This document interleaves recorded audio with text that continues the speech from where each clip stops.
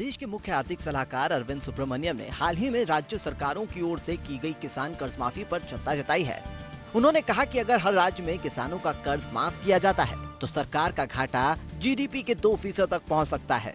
हाल ही में उत्तर प्रदेश की बीजेपी सरकार ने अपने चुनावी वायदे को पूरे करने के लिए 36,000 करोड़ रुपए के कृषि ऋण माफ करने की घोषणा की थी।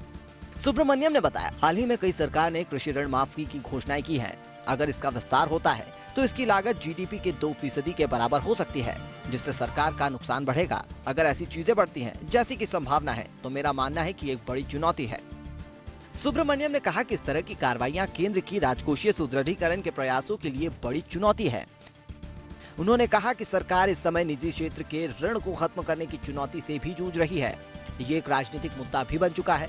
उन्होंने कहा कि निजी क्षेत्र में ऋण से कैसे निपटा जाए, इस पर बहुत बहस हुई है, लेकिन मेरा मानना है कि इसके मूल में जाकर देखा जाए तो ये बहुत आसान है। किस प्रकार एक राजनीतिक प्रणाली में जहां भाई भतीजावाद एक दूसरे को लाभ पहुंचाने की पूंजीवादी व्यवस्थाएं की चिंताएं महत्वपूर्ण हो, क्या वहां निजी क्षेत्र के ऋण को माफ कर सार्वजनिक क्षेत्र के करदाताओं पर इसका बोझ डाला जा सकता है। स्टेट बैंक ऑफ इंडिया की प्रमुख अरुंधति भट्टाचार्य ने भी कहा था कि कुछ लोन पर कर्ज माफी की योजनाएं लोन लेने वाले क्रेडिट अनुशासन को प्रभावित कर सकती हैं।